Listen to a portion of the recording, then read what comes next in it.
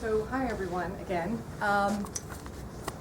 Frank Engelking introduced herself tonight. This is her. She's the person who leads our community education series. We're so fortunate to have Jenny Voorhees here tonight too. She's really someone who's done a lot of research and creative work in this field for a long time, and we're so grateful to have her here with us. We're going to briefly introduce ourselves. We are the members of the Academic Program Department here at McLean, and we understand that many of you in the audience are McLean parents, but many of you are from the larger community. So we will open ourselves up to questions afterwards, and we're happy to answer broad questions or also school-specific questions. Myself, my name is Linda Kern-Pelsman. I'm the Director of Academic Program, and I'm going to let my wonderful team members introduce themselves. Thanks. I'm Mike Carson. I go by Carson. Long story there. I was just kind of a smart kid in school, and so there were lots of Mikes, so I got called by Carson because I had to be yelled at a lot by my teachers. So I go by Carson. I have two roles here. One is sort of like an all-school K-12 role, and that's technology manager. So, you know, maintaining our infrastructure, working with our databases, keeping the internet working at the school. And I'm also the middle school academic technologist, so working with teachers on how to use technology in the classroom. Hi, I'm Ruta Piscorius, and I actually have 4 roles in the school. So he only has 2, but I have 4. The first role is that I help to run the Learning Commons library, so we have a lot of print and digital resources, so I help with the management of the room, with helping to organize the collection. I also have a librarian assistant who works with me, and then to try to get digital resources out to students, and this is through K through 12. The second role is I'm the lower school academic technologist, so it's the same thing. I help support teachers and the students in using the iPads and finding apps that relate to the curriculum that they can integrate into the classroom and use. The third is I am the digital literacy coach in the school, and that means I help and support teachers in finding resources to use in the classroom, but school-wide. So one of the things that is not related to our library, but I'm helping different students get library cards at Montgomery County Public Library and to access all the resources. Another thing is that this year we got EBSCO databases, so I'm helping train teachers and students in how to use them. And the fourth is I'm a parent at McLean, and I have a son in middle school. So thank you. My name is Tommy Hata. I have 2 roles here at the school. I'm the upper school academic technologist, so I work with upper school teachers, with the students to make sure that they have the resources to have good learning and good teaching in the classroom, both in and out of the classroom. I'm also the school's learning designer. I work with different constituents of the school community to make what we do, all the great things that we do here, more visible within our community and out of our community. And I also get to work with communications, and when there's needs, I'm called for, and I try to fill them.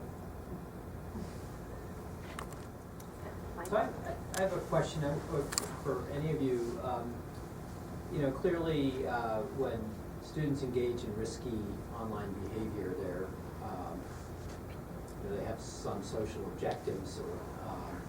But it just occurred to me during your presentation, Jenny, that maybe part of it is just simply risk-seeking behavior. Is that possible also, that actually the thrill of taking a chance is part of what draws them into, say, Snapchatting a compromising picture or something like that? Absolutely.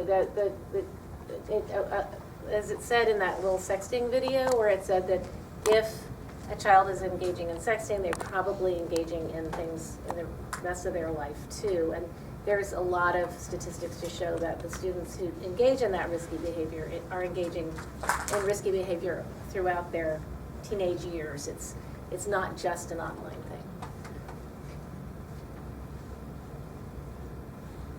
That's certainly true. With the upper school students, getting attention from their peers, getting recognition from even others outside of their peer group, I think that's a driving motivation for some of these behaviors. But when we also talk with these students, they have other competing goals, competing outcomes as well. For many of the upperclassmen, it's getting into a college that they want to go to. And when we help them to put that in perspective, that these might be some short-term goals that you have, and thus you're engaging in these activities, yet you've identified that you also have long-term goals that you want to meet, and these two might be competing. this digital footprint that we leave. Many colleges now report. They look at the digital footprint that their applicants are leaving, and no footprint is now just as bad. Many universities say no footprint is just as bad as having a bad footprint.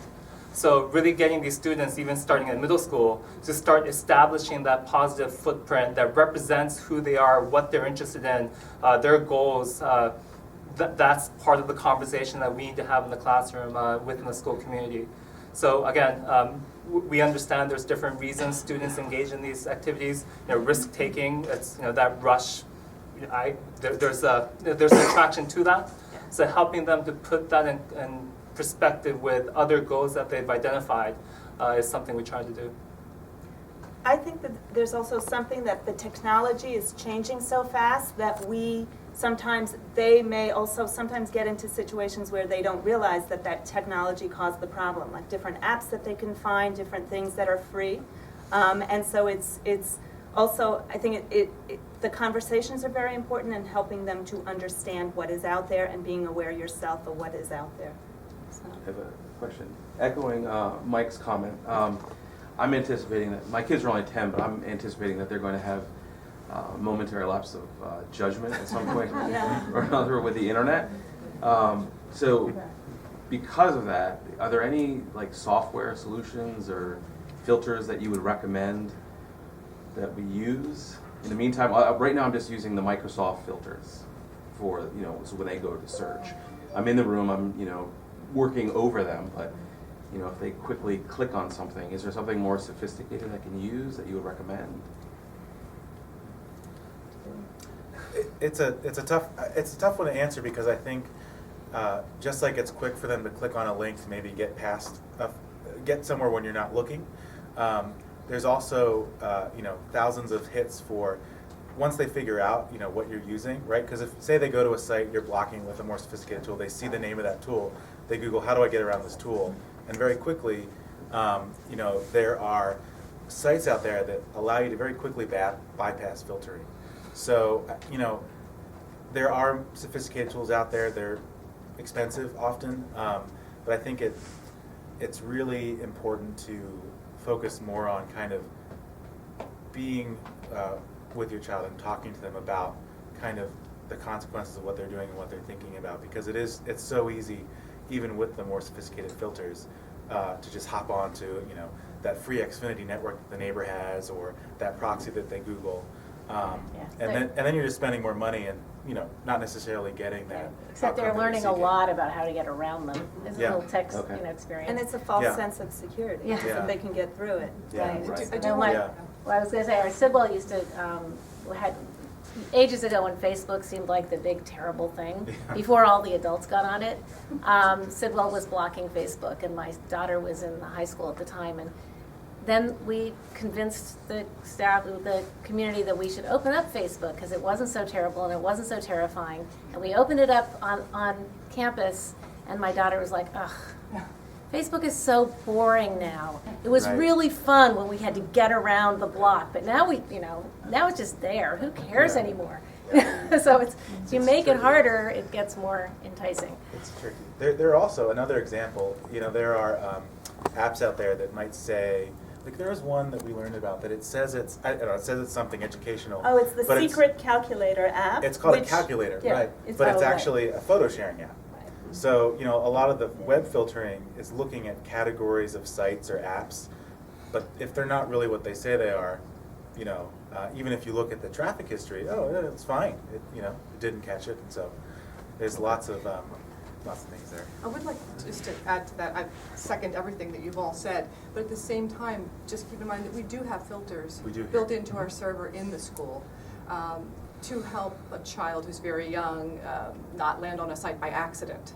I think that the other point that's being addressed here is that having a filter probably won't stop someone who wants to get around it. They're really good. They're so smart. They can figure out anything, and they can Google anything if they don't know the answer. Right. But for the younger child who you're just worried about them stumbling upon something, there is the ability to put filters on your server. I will mention one that you might look at. It's called OpenDNS. I don't know if you've heard about it. It's free. So I would say to look at, if you're comfortable changing your router password and that sort of thing, then you can set this up. If you don't know how to change your router password, OpenDNS will be challenging. But it's free, and it does let you set up filtering on your network. That's pretty good. Okay. Yeah. Sorry, you've been Sure. waiting, yeah. Yeah. Any advice how to deal with the fact that kids use this strategy of shaming the parents by saying you're the most, the toughest parent. None of my friends do this. So there are no benchmarks to say by age 15 you can do this, by age 16, by 17. So what they do, they're very smart and they're saying none of my friends, you're the only parent who does this. All my friends have cell phones. So Right. What you need to do is get in with those parents, because you'll find out most of the kids don't we have cell do phones. that, but it's, we cannot cover all the Right, spectrum. no, I understand. I think it's a time-worn trick that we probably all played it on our parents in some other way. All my friends get to go to the movies by themselves or something, but I don't know that there's, does anyone have a good idea? Did you want to add to that? Oh, okay. I'm having a struggle with the same thing too. But Yeah. I was just gonna say, one of the funniest things I've heard was a suggested punishment is for parents to get some kind of a router. I don't know if this was a joke product or real product, but a router where you could purposely make it slow. Oh, right. As a punishment. Now, I don't know if that exists or if it's just a joke, but the concept of that's how you punish kids by making the internet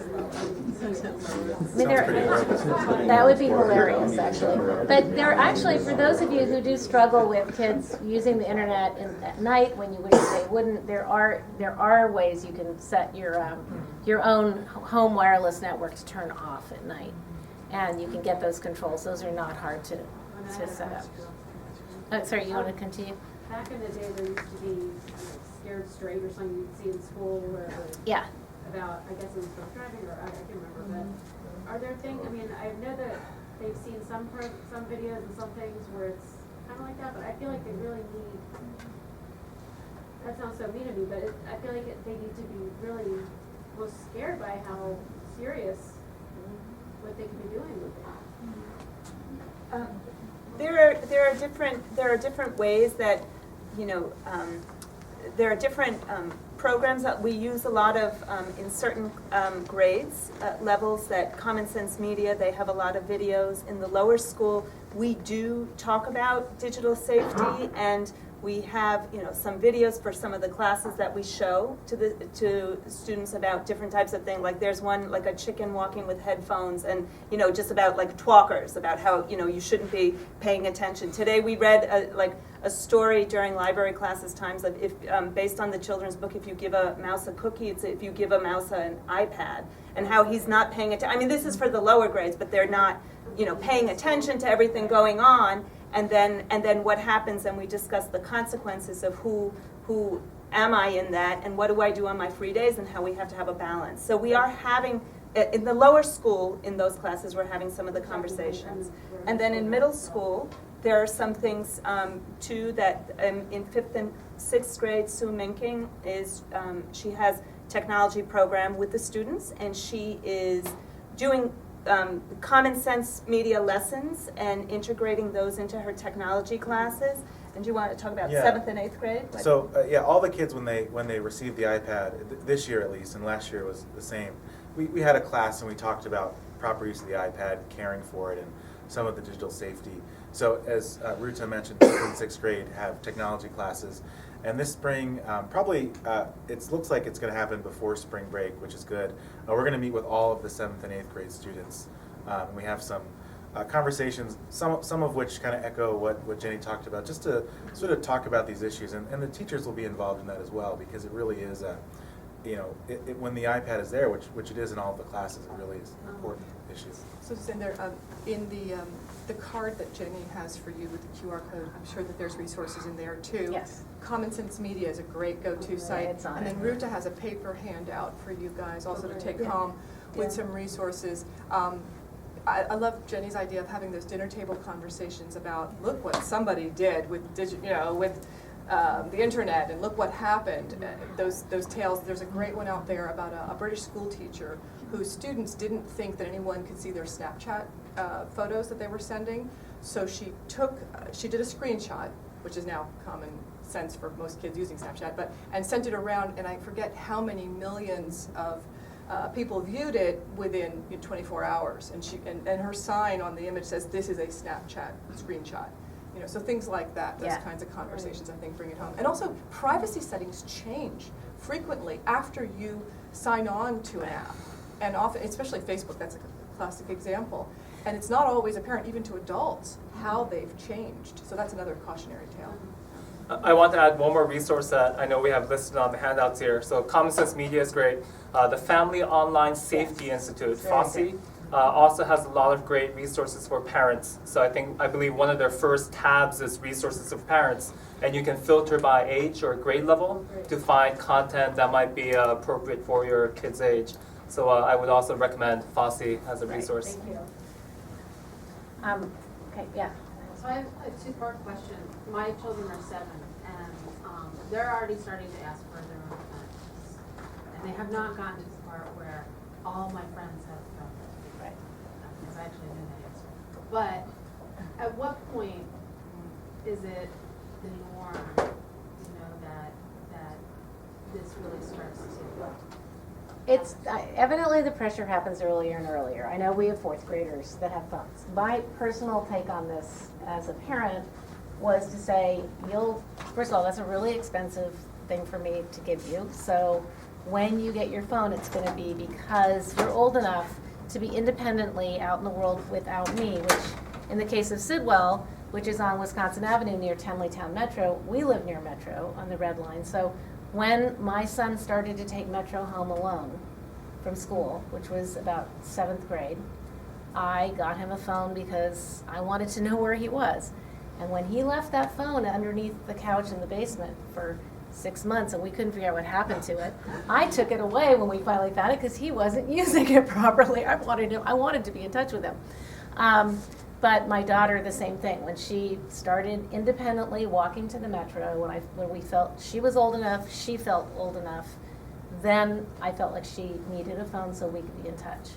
And at that time, we did not give them, we have a very strict amount of data. We just didn't want to spend the money. I mean, now it's like ridiculous how much we're spending on these phones. But you really have to have a family decision about that, but I don't think everyone else has a phone is a good basis to go on. So, I mean, I know you wouldn't do that, but I know the child thinks you might do it for that.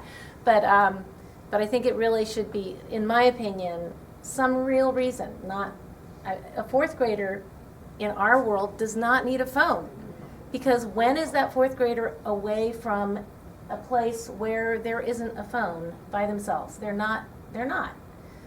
Even if they're in aftercare at school, there's a phone there, and there are adults there who know their number.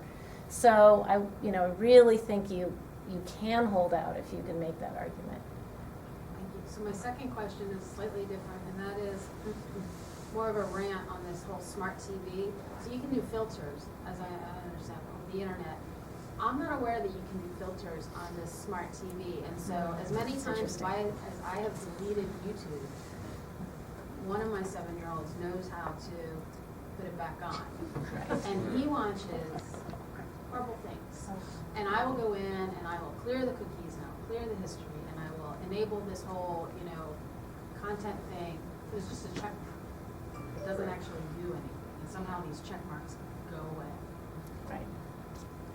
Anybody got thoughts about that? I guess my question is, do you use the internet on that TV for other legitimate purposes? Legitimate? I mean, like, do you this is just getting a little personal. Do you stream like Netflix on the TV? Yes, we use Netflix. Because the one thing I was thinking is, well, you could delete the Wi-Fi from it and make sure they don't know the password, but it sounds like you need it to be connected to the internet. So I think it would depend on the manufacturer. You might, if they don't have controls, you might not be able to technologically solve that problem. Maybe that router thing might be the answer. Well, if you're using Apple TV, you can set restrictions on Apple TV. You can, that yeah. will scale to ages and everything else. But it has to go through the Apple TV. So you'll turn off YouTube. If you set it down below, it won't be showing up as a choice. And YouTube has maturity things too, I'm sure you know. Right. YouTube is That's a 17 little, plus. the little check mark. Yeah, and they get through that. Yeah.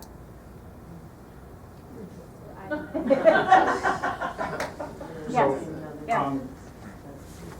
Honestly, I feel like we're sheep amongst wolves in this regard.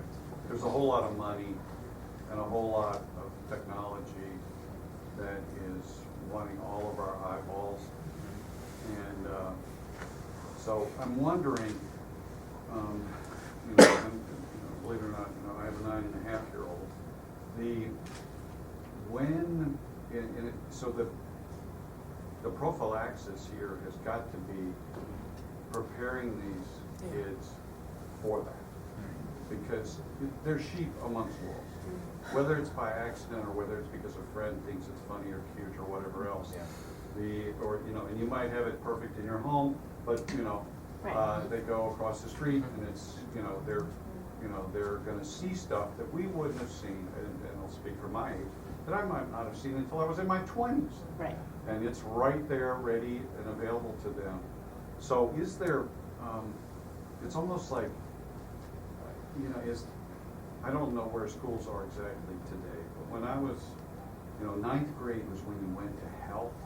And health, you remember health? Health is when you heard all that stuff that made you squeamish and embarrassed and everything else. But, and it was sort of, and you saw the films and it was like, oh my goodness. But there's there's got to be a way to stage this, let them know that there's some stuff out there that is really frightening, scary, exploitative, and put it in a structure that hopefully gives them values and so forth. So it's got to be, it has to be more preventative in my opinion than trying to make sure that they don't see it. Right, and absolutely, and they have to be able to evaluate what they're seeing and make decisions, and that's what these curricula are built around. I mean, if you look at the Common Sense Media curricula, it's built very clearly with that in mind. Yeah, there's also some other resources that I put on that list. NetSmarts is also an organization, and they're by the Child Protection and Safety or Exploited Children, the organization, and what they at the end of last year, we showed to the classes a video of just kind of this cute little cartoon, but it's about the gist of the story is that all of a sudden someone gets sent a bad message on their computer and they feel embarrassed and they're scared. And so it's the whole idea, like, if you see something like that or somehow it appears on your computer, or you tell an adult that happened, because and what would prevent a child from telling? Because they're scared, I'm going to get it taken away, I'm never going to be able to use it again. So that's why the conversations are so important, for them to be able to say that, no, it really came onto my computer. I didn't go there, it just appeared. I typed the wrong thing, and that's where I ended up. So those conversations at a young age are very, very important to start having, so that they understand. Yeah. I have a question and a comment.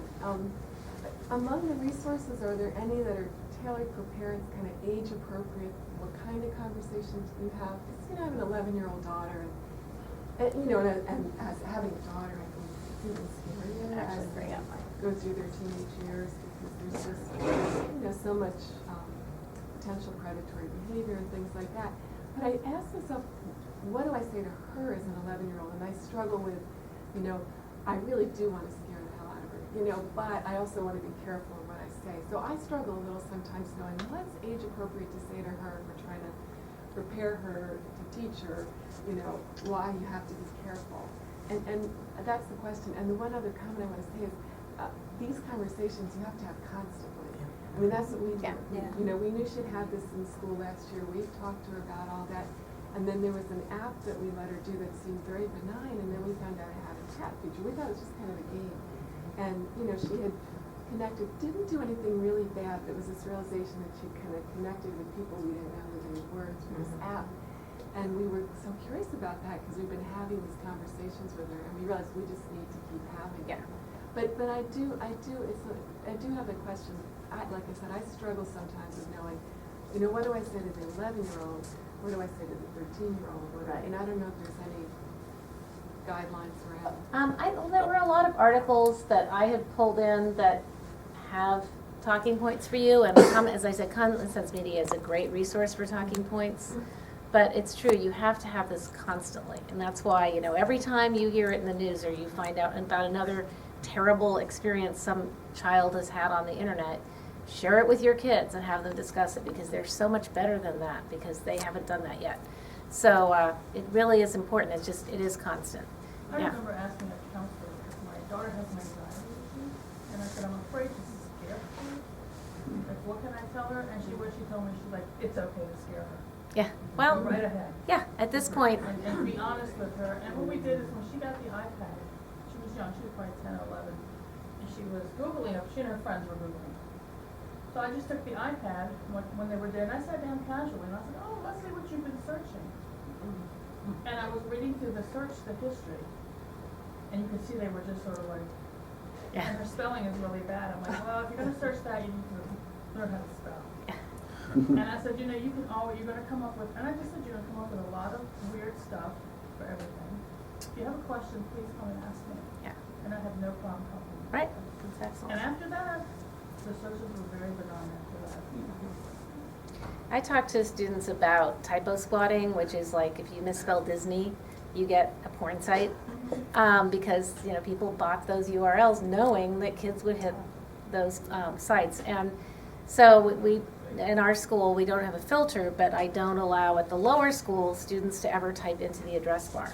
So if they're doing if they need to get somewhere, they either get it off of our website where I've already posted the link, or it's a search that we do as a group, and we do it after we've done a lot of training for that kind of searching.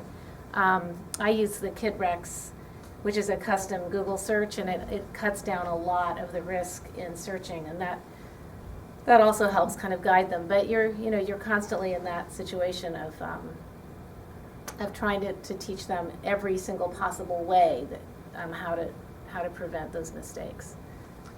A couple comments. Back to your question. So FOSSI, the Family Online Safety Institute, they do have filters that allow you to look for resources that's age specific and grade specific. So that might be something that you can use. Also, one more thing I want to emphasize based on some of the conversations we're having, I really don't look at technology as being the solution to these technology problems. Any filter that we can create, anything that we can do using technologies, students will bypass easily. If you have filters on your home router, it's easy enough for a student to then just get off the home network and use their cell phone signal, and that bypasses completely any filter you might have put in. So I think it is important that we don't just look at technology as a solution here. But with that said, many of these manufacturers are also aware of these challenges that we have as educators and as parents. So maybe that can be another priority that you look for as you purchase products. And I don't want to drop names of companies, but when I was at the Family Online Institute conference, Safety FOSSI conference, a mouthful. November, right. These manufacturers come and showcase to us the features that they're building in mindfully to their products, knowing that nowadays 8-year-olds and 10-year-olds are using a smartphone. And the more that we as consumers know about these features, perhaps we can make better informed decisions about what devices we provide our kids. MacBooks and Windows devices and Chromebooks, they all operate differently. So there's not a single filter that works the same way. But if we have if we understand what we want to use that device for, what an 8-year-old or a 10-year-old needs a device for, I think we need to be informed as consumers what these devices do differently, what manufacturers themselves are building into these devices, so that becomes part of our decision-making process. And those things, if you come see us after school or whatnot, we'll be happy to discuss with you. I'd like to just build on that really quickly, because this is something that we hear from time to time, but increasingly, this question of students of a certain age, right, around adolescence. I mean, no one in this room ever made any mistakes as an adolescent, right? But if you did, there was no internet, right? Well, that's not true for all of you, but it was true for me. But now, if someone makes a mistake during that awkward age, the risk of it being magnified is greater. Yeah.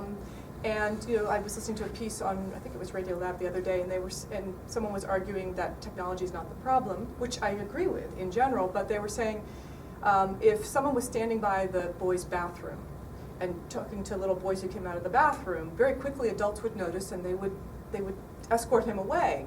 But that could happen 100 times on a site, and someone might not see it. So I think that on the one hand, technology is not the problem. On the other hand, there are new risks and dangers, and that means that we just have to have so many more conversations. It still than ever comes down to before. choices, and it still comes down to me, and the me that I want to be, and the me, that I am making these choices. And so we have to instill in our children a sense of responsibility for the choices they're making. We can't protect them from everything. We can just give them that stronger sense of making, of how these choices are being made. It's not happening to them, they're actually doing it in those cases. And also, just as part of the resources for you, we have for McLean parents, if you log into the portal and you click resources, there are boards that I set up. One is Learning Commons Library one for lower school, middle school, upper school, and that has safe sites that students can use to search, like KidRex is on there. There's Go Gooligans is another great site that uses Google technology, but they have all kinds of filters in place for which sites you can access and not. And so when students do research, they can go to a site like that and all advertisements or other things will not come up. So there's resources in there. And there's also a site that I set up, Digital Safety for Parents and Teachers, and that has articles, different types of references, and one in this handout also, when students get older, is Safe, Smart, and Social. There's a guy, Jason Ox, and he goes to schools and gives these great technology talks, and it's mostly to upper middle school and high school students, but he really believes in setting a positive footprint, what you have to do. He has all these apps rated. Are they a green light, yellow light, or red light? And how, it talks about apps like Kik, it talks about apps like Twitter, and that he thinks when kids are 13 that it's okay for them to set up a Twitter account, but you have to talk about these types of consequences and what you do and how you can watch your kid to see what they're posting on Twitter and what kind of hashtags they're using and how to find that. But he gives examples, like even under Twitter, like situations that one's a case study of Cisco Corporation, where they had, where a woman, she got a job and she tweeted on Twitter, she says, got this great offer and a great job. Now I don't know if I want to take it or not, or like give up my life, or something negative like, should I take this job for the money or should I not do it, or give up my whole life and work for them. And people read that tweet and said, like, we work for Cisco and you're not getting that job. And so she was fired, and it's used as a classic study. But they give you so many examples of that. He even recommends for kids that starting at 14, you could set up your own LinkedIn page and start putting positive digital, positive achievements and things that you're working on that LinkedIn page. So there's a lot of great advice out there, and as parents, I just recommend to find it and read it and search it and learn everything you can about it, and then have these conversations with your child, even at a young age, because just even with young kids, like, this is a picture and this belongs to someone, so who gets credit for it? Just even starting then, so that later on it's not as much of a problem.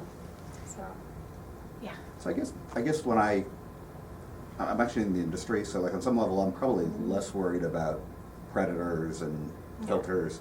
I'm more worried about like what the kids do to each other online. Right. So I'm curious, in schools, you probably see, like, what are the red flags that you look for that there's bullying going on, like either coming or going with your kids? Frankie, do you want to talk about that? Yeah, we do education with our 7th and 8th graders in particular by scenario. So we go through scenarios of, what if this situation happened, what would you do? So we open up the conversation. Some of those scenarios have actually happened to our students. Sure. And so what we say to them is, if this is happening to you, come to us, we'll talk to you about it, we'll help you with it, or go to your parents and talk about it. And what we find is that the students' resistance to telling is the fear they're going to lose the device, or they're going to lose the internet access. So what we say to them is, we want to work with you. We want to work with you. If someone is saying something, doing something online, threatening something, we will help you with that. And I think that's a good line for parents too, to remember that your child's biggest fear is that you're going to take that away. And we take it away to protect them. But that keeps them sometimes from sharing what might be happening. So one of the ways that we try to help them, if something bad is happening, is to really keep re-encouraging them to share it with us. We usually hear from other children what's going on to their friends. Right. And we keep those lines open really, we work very much to keep those lines open with the kids, that it is okay to tell us. We won't use your name, but we will help that student. So, you know, McLean, I feel McLean is a very special place because our students really care about one another, and we work hard to create that culture. So when someone's being hurt, they aren't comfortable with that. So very often they will go to the counselor, they'll go to their favorite teacher, they'll go to someone and say, this is happening to my friend and it makes me uncomfortable. So that's really a lot of the red flags we get it from the students. And so we keep building those relationships with our students so they feel that we are a team. We really want them to feel that we're all on a team together. We know this is difficult, we know that it's risky. We also know it's a lot of fun and very valuable. So we work with them. We work with them to create a sense that they have somebody to support them if it is a problem. Does that answer your question? One thing I really hear is I should go home and say to my kids, if you come and tell me that something happens, I'm not going to yank the device. Exactly. Right? I really encourage you to say that. Very practical. And I think being that positive bystander, noticing and sharing what's happening to your friends is also a really important role for them to play, because it's sometimes that child may not be willing to do it, but we could help through the bystanders. And those pop-ups, you know, they don't seek those pop-ups out. You know, they just happen, but they don't want to tell because well, my parents won't believe me. They'll think I went looking for it, or they'll think I was searching. So they need a sense of, again, a team. You guys are a team. You're working together, and you know that there are people out there that are trying to reach them in a negative way. Yeah. So we're trying to help them when that happens, and please share, you know, encouraging them to share it with you, and that you'll work with them. That all you're worried about is their safety. I mean, that's really all of our goal, is to keep them safe.